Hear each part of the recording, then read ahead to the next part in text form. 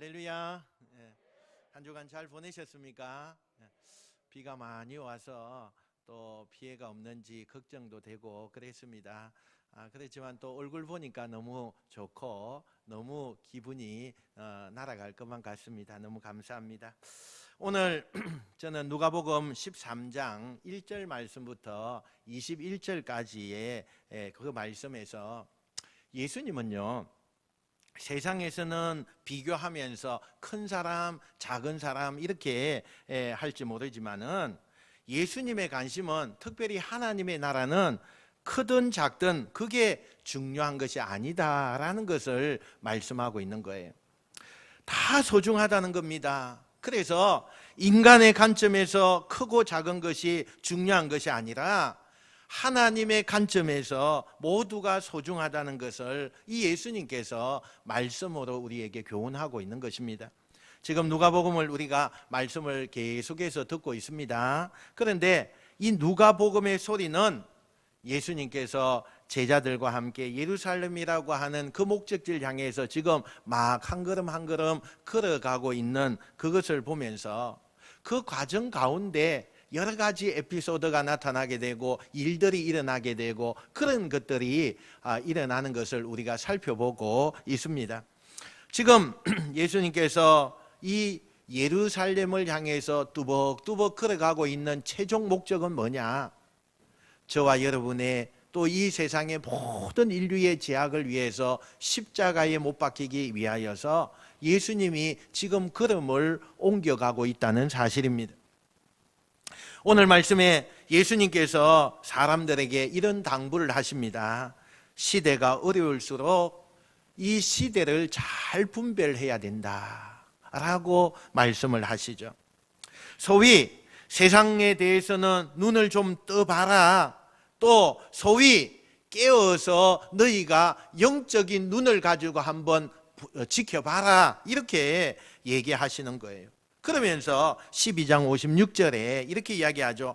외식하는 자여, 너희가 천지의 기상은 분간할 줄 알면서 어찌 이 시대는 분간하지 못하느냐, 이렇게 이야기를 해요. 2000년 전에 과학은 발달하지 않았지만 지상학이라고 하는 이 학이요 발달하게 되었어요. 그 사람들이 날씨를 어떻게 예측해요? 구름을 보고 바람이 어디서부터 어디로 불고 있는지, 바람의 상태는 어떤지 이런 것을 보면서 날씨를 그들이요 예상하고 그 날씨가 오늘은 좋을 것이다, 오늘은 비가 올 것이다, 오늘은 눈이 올 것이다, 이렇게 예측을 하는 거예요. 그런데 여러분, 얼마나 그 예측이 잘 맞는지요. 거의 정확하게 그 날씨가 다 예측되어지는 것을 보게 돼요. 그러니까 예수님께서 세상의 구름이나 바람 이런 걸 가지고 기상을 예측하고 그런 것을 이해하면서 어찌 이 땅에 하나님의 아들 메시아가 와서 세상을 구원할 것이다 라는 것은 구분하지 못하느냐. 영적으로 깨어 있어라. 세상을 너희가 좀 바르게 보아야 된다. 이런 얘기를 하시죠. 예수님께서 이런 도전적인 가르침을 주는데 이 이야기를 들은 어떤 사람이 그 예수님의 말씀을 듣고는 막 달려와서 예수님 앞에 질문을 하는 거예요. 13장 1절에 어떤 질문을 하느냐. 그때 마침 두어 사람이 와서 빌라도가 어떤 갈릴리 사람들의 피를 그들의 제물에 섞은 일로 예수께 아뢰니, 이렇게 묻죠. 이렇게 물어요. 이게 무슨 얘기냐 하면, 선생님 시대를 잘 해석하라고 하셨는데 제가 좀 궁금해서 묻습니다. 얼마 전에 빌라도라고 하는 이 총독이 세상에 그 불쌍하고 정말 너무너무 어렵게 살고 있는 저 갈릴리 사람들을 종교적인 이유로 무참하게 그렇게 죽였습니다. 이런 걸 우리는 어떻게 해석을 좀 해야 되겠습니까? 라고 질문을 해요. 그 힘없고 가련하고 그저 착하기만 한 그 갈릴리 사람들이 그 총독에 의해서 무참하게 죽임을 당했는데 이 일을 어떻게 해석해야 됩니까? 라고 묻게 되는 거죠. 여러분, 모든 질문에는요 질문자의 의도가 있어요. 말은 그럴싸해도 그 사람이 왜 이 질문을 하는가, 그 마음속에 어떤 의도를 가지고 이렇게 질문을 하는가, 이것을 우리가 봐야 되는데, 지금 이 사람은요, 예수님께 질문하는 이것이 순수한 의미에서 질문하는 것이 아니라 사실은 복선이 깔려있는 질문이라는 거예요. 어떤 거냐? 선생님, 세상에서 불행을 당하는 사람, 또 이렇게 핍박을 당하는 사람, 이런 사람들에게는 반드시 이유가 있지 않겠습니까? 그 사람들이 괜히 그냥 죽음을 당하고 고난을 당하는 게 아니라 소위 그 사람들이 뭔가 잘못했기 때문에, 뭔가 세상의 이치에 맞지 않게 생활했기 때문에, 아니 무슨 죄가 있기 때문에 그 불행한 일을 당하지 않겠습니까? 이게 2000년 전에 유대인들 사이에서 그들을 지배하고 있던 사상이에요. 사람들이 불행을 만나거나 죽음을 만나거나 어떤 어려움을 만나면 하나님이 심판하실 것이다, 소위 인과응보의 그 법칙을 그들의 사상 가운데 가지고 있었다는 거예요. 그게 유대 사회에 있었던 사상이에요.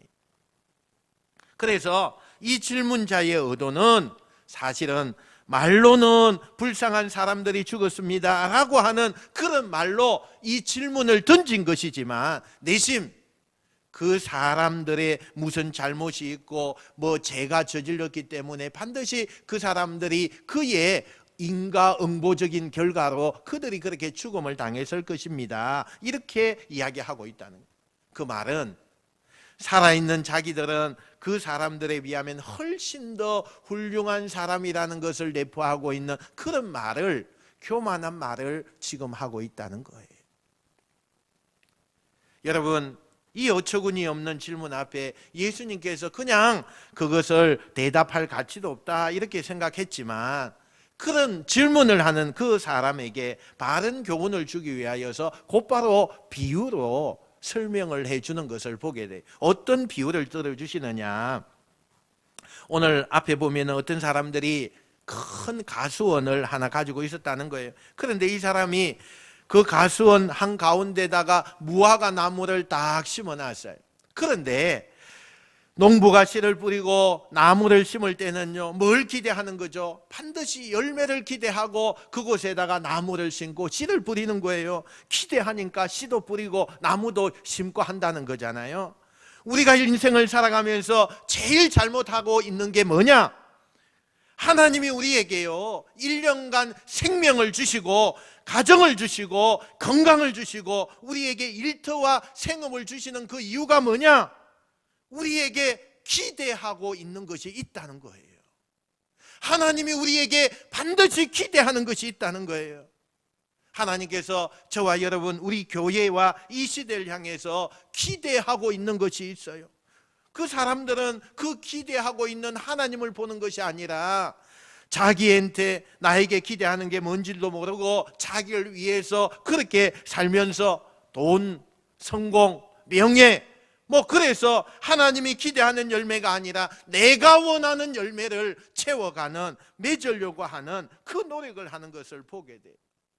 여러분, 여기서요 불행이 시작되는 거예요. 여기서 불행이 시작돼요. 하나님이 우리에게 기대하는 게 있어요. 농부가 씨를 뿌려놓고 그것에 열매를 맺기 위하여서 기대하고 있어요. 하나님이 우리 인생을 향하여, 저와 여러분을 향하여 기대하는 게 있어요. 그 하나님의 기대와는 상관없이 내 생각, 내 계획표대로 사는 그 사람들이 얼마나 많은지 몰라요.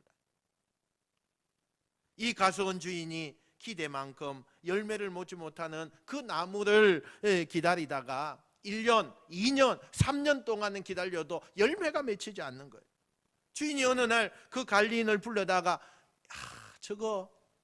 저거 내가 3년이나 기다렸는데 열매가 하나도 없어. 저 나무 아무것도 쓸데없는 것 같으니까 그 관리자에게 저거 베어버리자. 그곳에다가 다른 걸 심어서 열매 맺게 하자. 이렇게 이야기를 했다는 거예요. 그러니까 이 관리인이 주인의 눈치를 보면서, 주인님 1년만 참아주세요. 제가 1년 동안에 저 나무에게 내가 거름을 더 주고 관리를 잘 해서 1년 후에 내가 열매를 맺게 하겠습니다. 만약에 그때에도 그 열매가 맺히지 않으면 그때에는 제가 베겠습니다. 이렇게 이야기를 했다는 거예요. 그래? 그러면 1년 기다려보지. 알았어. 그렇게 하도록 해. 이렇게 주인이 이야기했다는 거예요.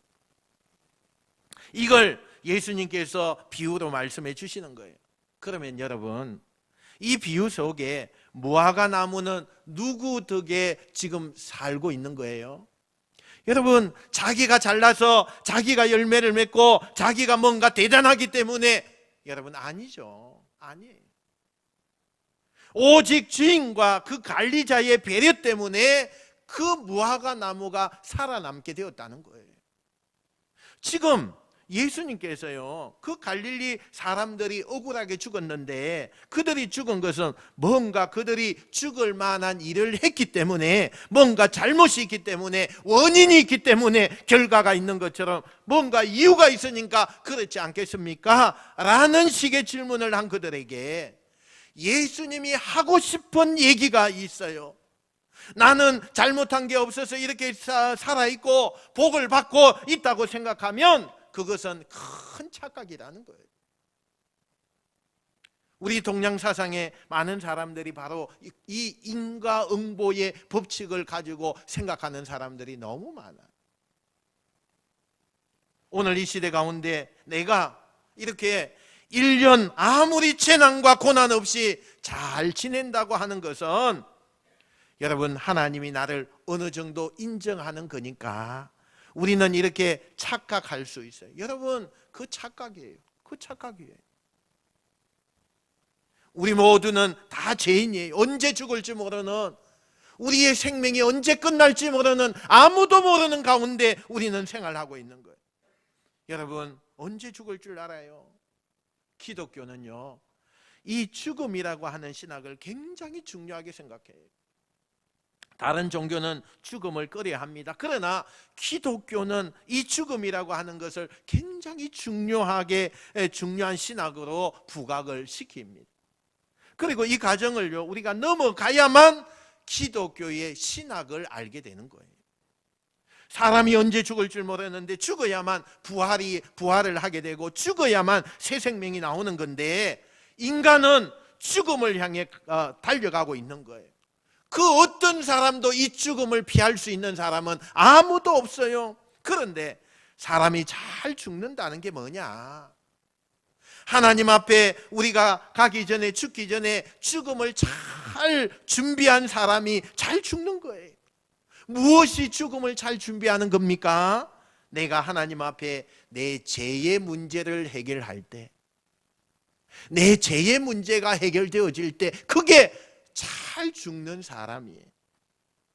만약에 내가 하나님 앞에 제 문제를 해결하지 못하고 어느 날 내가 갑자기 죽었어요. 나는 하나님을 모르고 하나님을 믿지 않고 죽었어요. 그러면 그것은요, 심판에 가게 되는 거예요. 하나님의 심판대에 서게 돼요.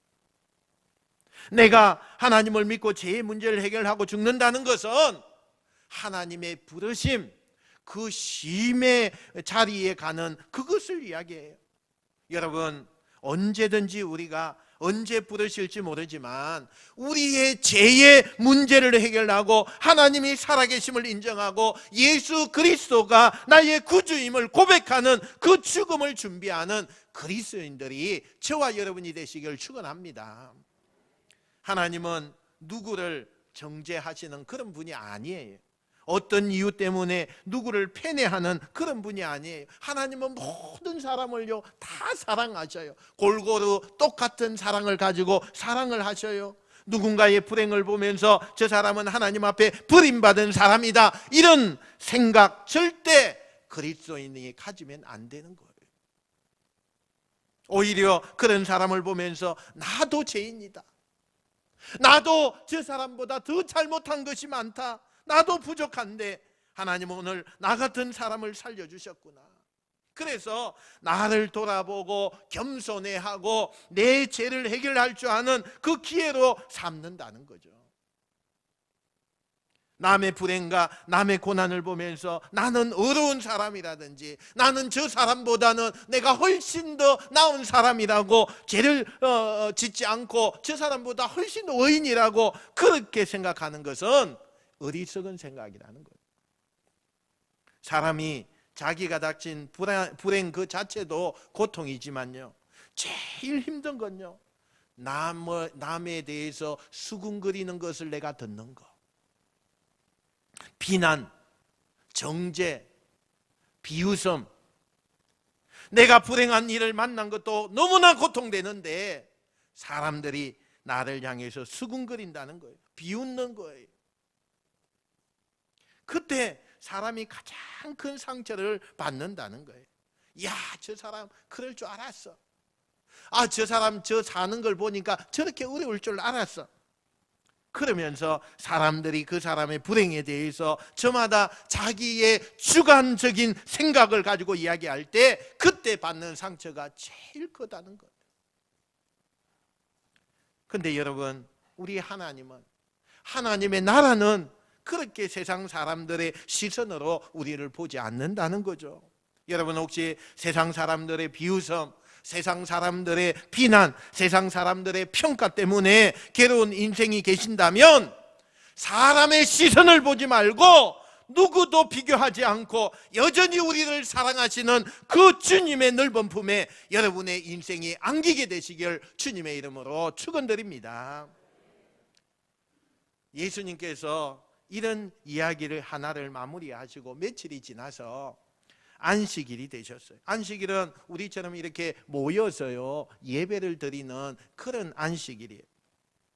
예수님의 안식일을 지키려고 회당에 들어가셨어요. 그런데 많은 사람들이 회당에 모였는데 그 예배를 인도하는 회당장 또 그 있었을 거고, 율법사 있었을 거예요, 제사장 있었을 텐데 사람들이 예수님을 알아보는 거예요.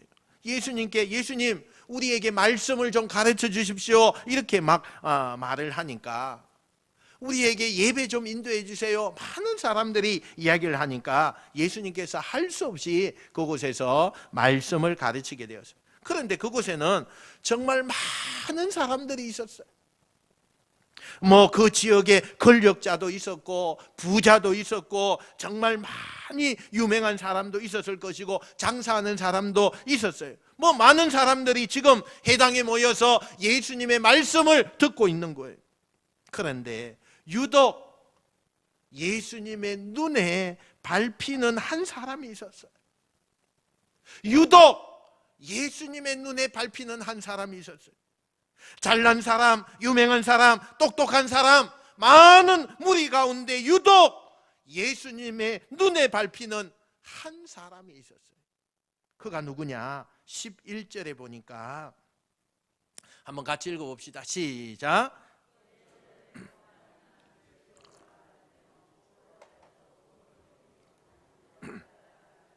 아멘. 여기에 보니까요 18회 동안이나 귀신에 들려서 꼬꾸라졌대. 그러니까 합병증 환자예요. 18년 동안이나 여기 성경에 보니까 악한 귀신이 그를 붙들고 있어서 정신적으로 육체적으로 고생을 하고 있며 또 장애를 가지고 있는데 육신도 완전히 망가져서 곱추처럼 허리가 구부러져서 저 해당 끝에 한 구석에서 사람들의 이목도 주목도 받지 못하는 그곳에 쪼그려 앉아서 아무도 관심을 가지지 못하는 그냥 버려진 쓰레기처럼 저 한 기퉁이에 이 여자가 부들부들 떨면서 그 해당 안에 예배를 드리고 있었다는 거예요. 사람들은 그 여인에게 관심이 없어요. 아무도 그 여인을 쳐다보지 않아요. 그래서 그는 저 기퉁이에 있었을 거예요. 그런데 아무도 주목하지 않고 그 여인이, 아무도 관심을 주지 않는 그 여인에게 예수님의 눈이 그곳에 밟히기 시작한 거예요. 그의 앞에 유명하고 잘난 사람, 훌륭한 사람 많이 있었는데 지역 유지들 다 와서 지금 앉아 있는데 유독 예수님의 마음의 눈에는 버려진 그 여인이었다는 거예요. 저는 이게 은혜라고 생각해요. 오늘 우리가 예배당 속에 누군가에게 이 사건이 일어나게 되기를 축원합니다. 지금 우리가 예배하는 이곳에 주님의 눈에 유독 내가 밟혀서, 이 많은 사람들 가운데 우리 가정이 밟혀서, 내 인생이 밟혀서 주님의 시선이 떼어낼 수 없는, 주님의 시선이 나에게 머물 수밖에 없는 그 한 사람이 오늘 이 예배당에 있게 되기를 축원합니다. 한눈에 봐도 몸도 마음도 다 상했어요. 희망도 꿈도 버려진 그 여인, 너무나 불행한 여인이에요. 그냥 들 수 없는 그 예수님께서 그녀를 불러내기 시작해요. 그리고 사람들이 보는 앞에서 그녀에게 안수를 하시죠. 그리고 놀라운 선언을 하셔요. 우리 12절 말씀요, 한번 같이 힘차게 한번 읽어봅시다. 시작. 예수께서 보시고 불러 이르시되 여자여 내가 내 병에서 놓였다 하시고. 할렐루야. 여러분, 하나님께서 내 병에서 너를 놓아 주셨다라고 선언을 하셨어요. 그랬더니 이 여자가 18년 동안에 굽어서 척추가 굳어서 그냥 그걸 펼 수 없는 그런 사람이었는데, 예수님께서 손을 붙잡고 일으켜 세우니까 쭉 펴지면서 건강하고 맑은 그 여자가 딱 그 순간에 고쳐지면서 이 여자가 아주 건강하고 행복한 얼굴로 돌아오더라는 거예요. 저는 이 놀라운 예수님의 선언, 18년 동안이나 그를 짓눌러서 질병과 가난과 인생의 공포와 두려움이 예수님의 말씀 한마디에, 예수님의 선포 한마디에 가난이 떠나가고 질병이 떠나가고 저주가 떠나가고, 여러분 이 은혜가 있으시길 축원합니다. 여러분의 삶에, 여러분의 가정에, 여러분의 인생에 예수님의 선언 이 한마디, 내가 너를 자유케 하리라, 내가 너를 축복하리라, 내가 너를 붙들리라, 내가 너와 함께 하리라, 이 선언이 여러분에게 임하게 되기를 주의 이름으로 축원합니다. 여러분, 그래서요 설교가 중요한 거예요. 이 설교는 선포예요. 하나님의 말씀이 선언되어지는 거예요. 여러분이 말씀을 들을 때에 정신을 차리고 그 말씀을 아멘으로 받아들이면 그 말씀 속에서 하나님이 나에게 계획하시는, 하나님이 나에게 어떤 말씀이 있든지 간에 여러분이 사모하고 그 말씀을 받아들일 때 여러분에게 선포되는 그 말씀이 여러분의 가난과 질병과 여러분의 고통과 미래를 바꾸게 되는 말씀인 줄로 믿습니다. 그래서 설교가 중요한 거예요. 여러분, 찬양도 선포해요. 찬양도 선포해요. 우리가 찬양하는 거 선포하는 거죠. 주님을 찬양합니다. 주님을 높입니다. 예수의 이름을 높입니다. 다 선포예요. 예수님께서 선포하실 때에 그 여인의 불행이 행복으로 바뀌어졌어요. 오늘 이 자리에 이 선포 한마디에 인생과 운명이 바뀌어지는 사람이 나오게 되길 주의 이름으로 축원합니다. 그런데요, 그 놀라운 간격을 목격한 사람들이 와, 예수님 대단하시다, 야, 저 여인 복 받았다, 뭐 얼마나 감사하고 기뻐하는 일이 생겼는지 몰라, 야, 이게 기적이다, 우리가 하나님의 기적을 봤다, 하나님을 찬송하고 기뻐하는데 유독 한 사람만은 마음의 불편함을 가지고 부정적인 생각으로 예수님의 이 사역을 바라보고 있는 한 사람이 있었어요. 그가 누구냐? 해당을 책임지고 있는 해당장이었어요. 이 사람은 예수님의 이런 모든 사역에 대해서 불만이 생긴 거예요. 왜요? 예수님이 율법을 어겼다는 거예요. 율법을 어겼다는 거예요. 율법에 안식일 지켜라 그랬는데 14절에 보니까요, 일할 날이 엿새가 있으니 그동안에 와서 고침을 받을 것이요 안식일에는 하지 말 것이니라, 이렇게 율법에 나와 있다는 거예요. 아니, 예수님이 지금 안식일을 어겨가면서 죄를 범했기 때문에 아무리 좋은 일이 생겨도 이건 하나님 앞에 안 되는 거예요. 예수님께서 이 어이없이 또 트집을 잡는 이 해당장을 향해서 곧바로 그를 질책하고 그의 잘못된 생각을 고쳐주려고 반격을 하시게 되는 거죠. 15절 16절 말씀 우리 한번 같이 읽어봅시다. 15절 16절 말씀 시작. 주께서 대답하여 이르시되 외식하는 자들아, 너희가 각각 안식일에 자기의 소나 나귀를 외양간에서 풀어내어 이끌고 가서 물을 먹이고 있지 아니하냐. 그러면 18해 동안 사단에게 매임받은 이 아브라함의 딸을 안식일에 이 매임에서 푸는 것이 합당하지 아니하냐. 아멘. 여러분, 율법이 뭐예요? 하나님께서 모세에게 주신 그 법이에요. 하나님의 법이에요. 그리고 시간이 지나면서 그 10계명을 토대로 해서 종교 지도자들이 조금씩 거기에다가 보탤 것 보태고 뺄 것 빼면서 자기들이 임의대로 만든 것이 율법이에요. 근데 이게 시간이 지나가니까 이 당시 종교 지도자들이, 이 제사장들이 율법을 자기들의 입맛에 맞추어서 이렇게 저렇게 막 만들기 시작한 거예요. 여러분, 하나님의 말씀은요, 그냥 있는 대로 받아들이고 있는 대로 믿는 게 제일 좋은 거예요. 할렐루야.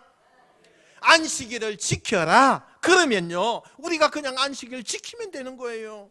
하나님이 그렇게 말씀하셨으니까 주일을 거룩하게 그냥 지키면 되는 거예요. 이거 정말 우리가 다른 거 어떤 것보다 귀하게 지키고 그러면 하나님께서 복을 주시고 그게 하나님과의 나와의 관계가 너무나 완만하게 잘 되어지는 거예요. 그런데 거기에다가 자꾸 토를 다는 거예요.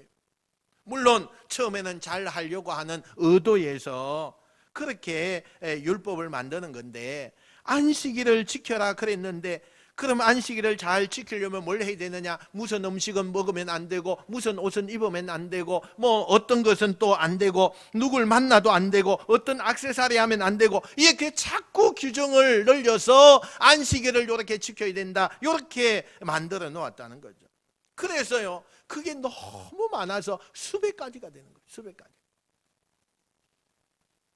그 중에 하나가 뭐냐? 조항 중에 이런 게 있는 거예요. 안식일 날은 일하면 안 된다는 거예요. 그런데 사람들이 가축을 키우는데 안식일 날 가축이 물을 안 먹고 뭐 음식 안 먹을 수 있잖아요. 근데 이걸 데리고 가서 가축들한테 먹이를 주고 또 뭐 물을 주고 이렇게 하는 것은 노동이니까 율법에서 어긋난다는 거예요. 그래서 이 사람들이 머리를 짜내서 어떻게 짜냈느냐? 묶여있는 그 우리를요 열어놓는 거예요. 그리고 그 묶여있던 꼬피도 풀어놓는 거예요. 우리의 문을 열어주면 자기들이 나가서 산책하고 물도 먹고 뭐 이렇게 풀도 뜯고 이렇게 한다는 거예요. 그런 것은 죄가 안 된다는 거예요. 그게 벌받을 그런 죄가 아니라는 거예요. 여러분, 그런데 사람이 아무리 아파도 와서 고침을 받거나 그 사람을 고쳐주는 일은 이건 노동하는 거와 같은 거니까 절대로 하면 안 된다, 이렇게 규칙을 정해놓은 거예요. 가축한테는 관대하고 또 사람에게는 아주 엄격하게 율법을 적용한 거예요. 그러니 예수님께서 지금 이 18년 된 이 불쌍한 여인을 고친 것에 대해서 이렇게 아름다운 동기와 결과에 대해서 관심이 없고 율법을 어긴 것 때문에 예수님 앞에 시비를 걸고 있는 거예요. 여러분, 왜 이 종교 지도자들이 이런 말도 안 되는 율법을 만들어 놓았을까요? 이유는 그런 거예요. 우리한테 이익이 되느냐 안 되느냐, 우리한테 이익이 되냐, 이걸 따지는 거예요. 가축들은요 자기들에게 고기도 주고 또 우유도 주고 이렇게 이익이 된다는 거예요. 그런 반면에 저런 버림받은 환자나 악한 사람이나 별 볼 일 없는 사람은 아무 도움도 되지 않는다는 거예요. 그러니까 나한테 이로운 곳에는 느슨하게, 필요 없는 곳에는 엄격한 규정을 적용해서 율법을 만들다 보니까 그러면서도 자기들은 종교인 척하고 하나님 앞에서 나는 어려운 척하고 율법을 잘 지키는 사람이라고 말하면서 자기들끼리 칭찬을 하고 그렇게 생각하는 사람들. 그러니까 예수님께서 그들에게 뭐라고 그래요? 독서를 퍼붓는 거예요. 이 외식하는 자들아. 여러분, 요즘 말로 우리가 바꾸면 이 작것들아, 이 말이에요. 이 말이에요. 누구보다 고상한 척, 누구보다 잘 아는 척, 누구보다 하나님 앞에 인정받는 척, 그 속에 우월러질까? 자기들의 이익이 되는 것에 관심을 갖는 더 많은 죄를 짓고 있는 가식적인 종교인들. 하나님의 나라는 그렇지 않아요. 하나님은 공감하시는 거예요. 아픔을 공감하시는 분이, 있는 그대로를 받아주시는 분이. 나는 여러분이 사람의 관점이 아닌 하나님의 관점에 의해서 그 하나님 앞에 아픔을 공감받을 수 있는 그 사람이 되시길 축원합니다. 사람들로부터 자꾸 종교적으로 차별을 받거나 세상에서 차별을 받는 분이 계십니까? 여러분의 인생이 하나님께 붙들리게 되기를 바랍니다. 사람의 시선이 아니라 하나님의 시선에서 머물러지게 되기를 주의 이름으로 축원드립니다. 여러분, 사람 보지 마세요. 예수님께 나오세요. 그러면서 오늘 예수님은 그 외식적인 종교 지도자를 향해서, 그리고 많이 하나님 나라에 대해서 궁금해하는 그 사람들에 대해서 하나님의 그 나라에 대한 결론을 말씀하셔요. 두 가지로 말씀을 하시죠. 오늘 성경에 보니까 겨자씨 비유와 누룩의 말씀을 하고 계셔요. 둘 다 아주 미미한 존재예요. 여러분, 겨자씨라는 것은요, 굉장히 육안으로 잘 보이지 않을 정도로 깨알 같은 씨예요. 깨알 같은 씨. 저도 신학교 다닐 때 이 세상에 목사님이 성지순례 갔다 왔다고 겨자씨를 가지고 와서 수업 시간에 이게 겨자씨입니다 하면서 우리한테 하나씩 줬어요. 근데 그 겨자씨를 우리한테 줬는데 순식간에 없어졌어요. 콧바람에 날아갔어요. 너무너무 작은 거예요. 그런데 여러분, 그 겨자씨를 심으면요, 한 3m에서 5m 정도 자라는 나무가 돼요. 어마어마하죠. 그렇게 오늘 우리에게 이야기해요. 또 누룩이라고 하는 게 뭐냐? 바로 식히는 데 쓰는 재료잖아요. 오늘 성경에 보니까 밀가루 서말이라고 나와요. 이 서말이라고 하는 것은 우리식으로 환산하니까 한 22리터 정도 된대요. 여러분, 많은 사람들이 공동으로 먹으려고 밀가루에다가 지금 반죽을 하니까 이 밀가루가 너무 작아서 그 사람들 다 먹을 수가 없어요. 그러니까 뭘 넣느냐? 누룩을 넣어서 그걸 부풀어 가지고 많은 사람들이 먹게 한다는 거예요. 예수님이 하나님의 나라는 겨자씨와 같고 누룩과 같다고 말씀하셨어요. 왜 이 말씀을 하신 거냐? 하나님의 나라는 아주 미미하고 작지만, 보잘것없지만, 하나님의 나라는 그런 것들이 존중을 받고 그런 것들이 쓰임을 받아서 하나님의 나라가 만들어진다는 거예요. 할렐루야. 우리 인생을 살면서 세상에서 내가 누구처럼 큰 사람, 능력 있는 사람, 존귀한 사람, 쓰임받을 수 있는 조건과 환경을 가져야만 내가 쓰임받고 그곳에 필요한 사람이 된다고 생각을 합니다. 그건 세상적인 논리예요. 하나님의 나라는, 하나님은 세상 사람들의 가치로 보면 너무나 작아요. 겨자씨처럼 눈에 보일랑 말랑 그래요. 누룩처럼 존재 가치도 없는 그런 사람이지만, 그런 작은 사람들을 붙들어서 그들을 쓰시고 축복하셔서 자라게 하셔서 하나님의 나라를 만드는데 하나님이 관심이 있다는 거예요. 할렐루야. 우리는 하나님의 나라 그러면 이게 하나님의 나라가 천국 아닙니까? 이렇게 우리가 생각해요. 우리가 천국을 우리는 죽어서 가는 곳 아닙니까? 이렇게 생각을 해요. 물론 우리가 죽으면 하나님 나라에 가요. 맞아요. 그런데 많은 분들이 착각하는 것은 천국은 엄밀히 말하면 하나님이 통치하는 나라가 천국인 거예요. 아무도 안 믿으려고 그래. 그래서 우리가 이 땅에서 천국을 경험할 수 있다는 거예요. 여러분의 가정이 여러분이 통치하고 여러분이 다스리고 여러분의 멋대로 하는 가정이 아니라 하나님이 통치하고 하나님이 주인되고 하나님이 다스리는 가정이 되면 여러분의 가정이 천국이 된다는 거예요. 할렐루야. 여러분의 일터가, 이 세상의 논리가 내가 뭔가를 해보겠다고 사람이 주장하고 사람이 통치하고 가정과 일터가, 나라가 그렇게 되는 것이 아니라 하나님이 다스리고 하나님이 통치하고 하나님이 지배하고 하나님이 역사하면 그곳이 천국인 거예요. 별로 안 믿어지는가 보네. 그게 천국이에요. 여러분, 우리는 내 인생 내 거라고 생각하고 내 자식들 내 자식이라고 생각하고 내가 통치하려고 하죠. 내가 하는 사업이니까 내 마음대로 하려고 하지요. 그건 세상의 통치, 사람이 통치하는 거예요. 세상의 법이 통치하게 된다는 거예요. 그런데 하나님이 다스리시고 하나님이 통치하는 거, 그걸 천국이라고 하는 거예요. 천국 가면 사단은 통치하지 못해요. 여러분, 마귀가 통치하는 곳에 그 있는 것이 그 지옥 아닙니까? 흑암의 영이 통치하는 곳이, 지배하는 곳이 지옥 아닙니까? 그런데 하나님이 다스리시고 하나님이 통치하면 그게 천국이에요. 여러분, 죽어서만 천국 가지 마시고 이 땅에 사는 동안에 여러분의 가정과 인생과 여러분의 삶의 자리에 하나님이 통치하셔서 천국을 경험하게 되는 여러분 되시길 축원합니다. 날마다 우리가 섬기는 교회와 내가 살아가는 이 땅에 하나님의 통치하는 나라가 되어서 이 땅이 천국 되는 것, 이것이 우리의 기도의 제목이 돼야 돼요. 많은 사람들이 나는 교회에서 별로 내가 이렇게 너무 작고 미미한 존재니까 자기를 자꾸 버려요.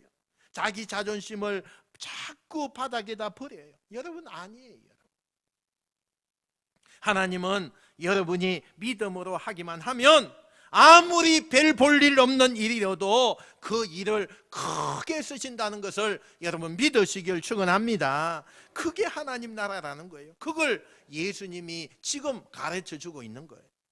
그저 작지만 자기의 자리에서 모퉁이 돌처럼 자기의 역할을 잘 감당하고 그렇게 나아가면 이게 행복이지, 몇 사람이 주도하고 몇 사람이 이름 내고 몇 사람이 영향력 때문에 만들어지는 그런 교회보다는 모두가 작은 존재이지만 자기 자리에서 그 모퉁이 돌을 감당하는 그 사람이 모인 곳, 그곳이 천국이라는 것을 여러분 믿으시길 축원합니다. 사람들하고 비교하는 거요, 의미 없어요. 사람들은 이 사람 잘하고 저 사람 훌륭하고 저 사람 저 참 젠틀하고 뭐 그렇게 말할지 몰라도 하나님은 여러분의 그 모습 그대로를 좋아하십니다.